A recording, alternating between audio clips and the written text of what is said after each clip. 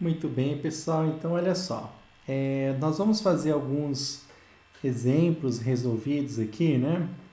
Então, o primeiro exemplo que eu vou fazer com vocês é esse exercício aqui, tá? Que é da Unesp.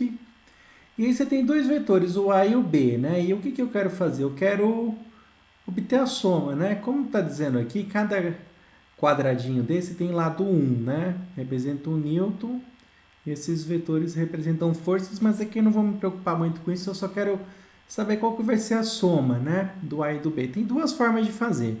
Uma forma é a gente aplicar a regra do paralelogramo, né? De acordo com a regra do paralelogramo, ó, basta eu fazer um paralelogramo aqui, ó, esse aqui tem dois, esse aqui tem dois, e eu faço uma paralela aqui também, tá?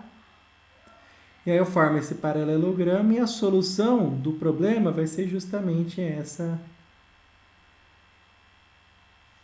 Deixa eu pegar uma outra cor, pessoal, que tá meio ruim aqui. Eu vou fazer em azul. Opa.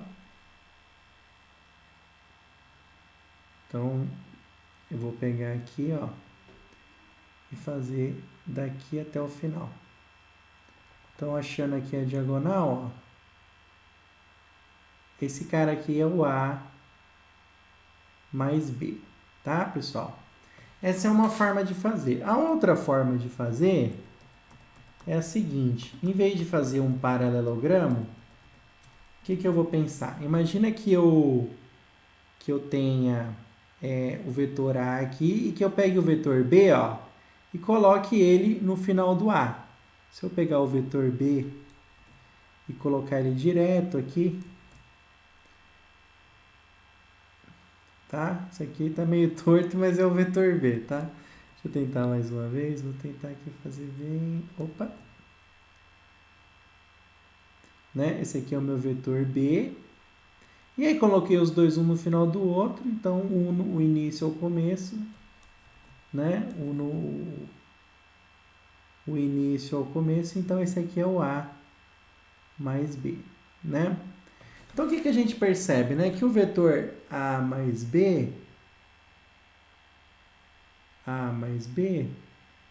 ele tem um tamanho igual a 3, tá? É fácil contar, né? É só contar aqui, né? Então esse aqui é o meu vetor A mais B, tá certo, pessoal? Então a força resultante aqui, no caso, seria de módulo 3 newtons, tá? Esse aqui é um exemplinho aí pra gente, né? Vamos para outro problema. Aqui, pessoal, aqui a gente tem 3 forças, tá? E elas têm intensidades iguais, igual a 5 newtons.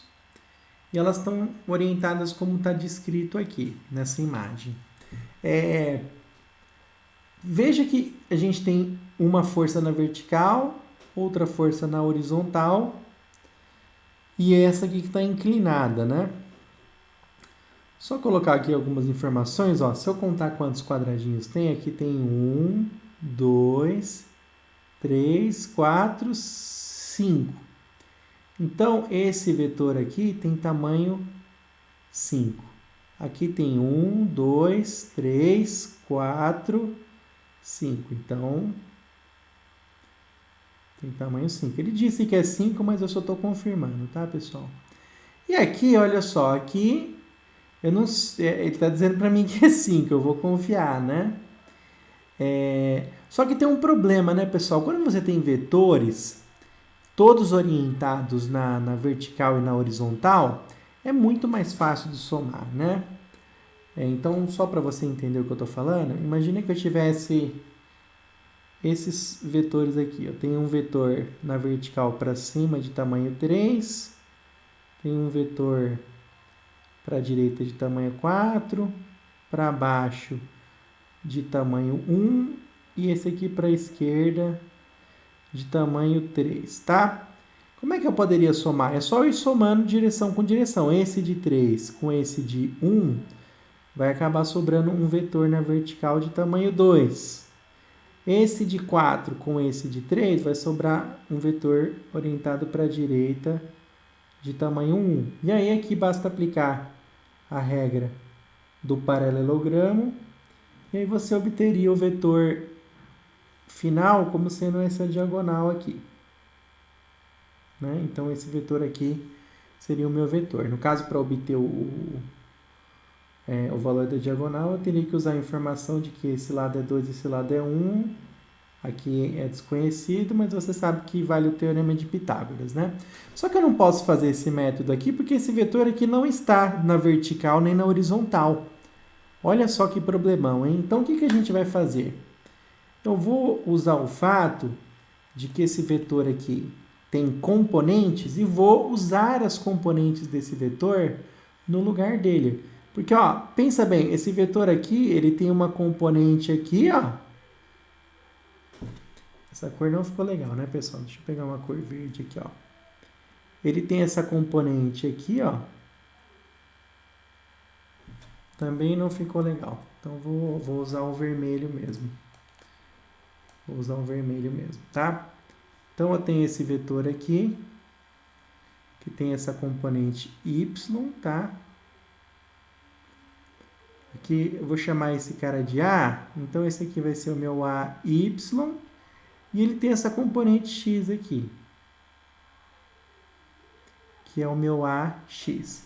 E a gente viu, né, pessoal? Para eu achar as componentes de um vetor, eu precisaria do ângulo, né, que ele faz aqui com a horizontal. Só que ele não me dá o ângulo, mas não tem problema nenhum, porque como tem o quadriculado, eu nem preciso fazer a conta, né? Quanto que é a x? Ó, x é 1, vamos pegar aqui em amarelo. É 1, 2, 3 quadradinhos. E aqui, 1, 2, 3, 4 quadradinhos. Então, olha só, pessoal. Então, eu posso fazer, então, esse mesmo procedimento que eu fiz aqui. Eu só tenho que tomar um cuidado, tá? Eu tenho... Então, qual que vai ser a diferença, né? Eu tenho o que está ali para cima. Tem tamanho 5. Esse que está aqui para a direita tem tamanho 5 também. Agora, esse outro que está aqui, ó, vou até desenhar ele quadriculado, eu vou substituir ele pelas componentes. Uma componente que tem 1, 2, 3, 4. Então, esse cara aqui é 4. E essa componente X que tem tamanho 1, 2, 3. Então, aqui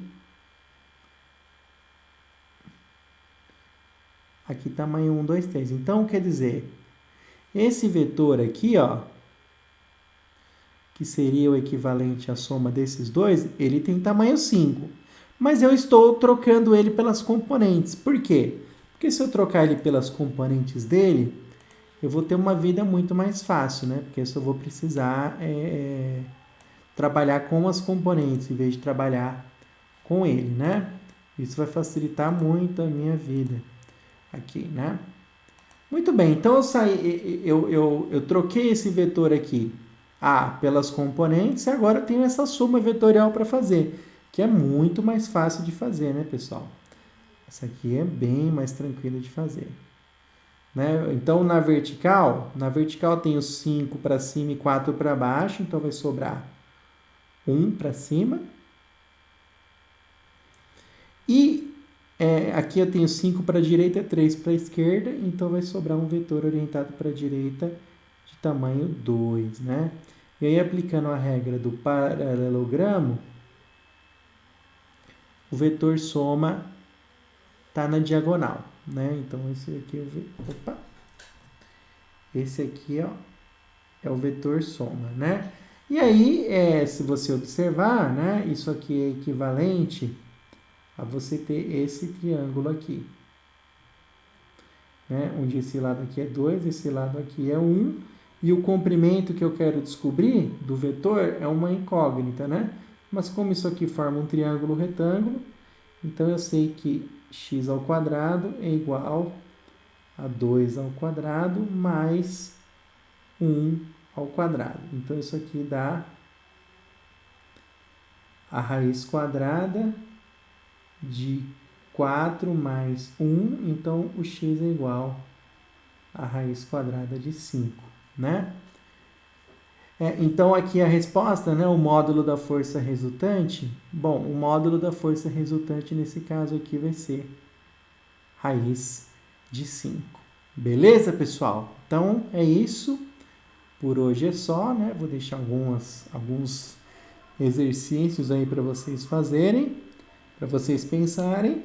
Mas é isso, tá bom? Eu vou deixar também para vocês, pessoal, um mapa mental sobre vetores, onde tem um resumão aí de vetores para vocês. Beleza, galera? É isso.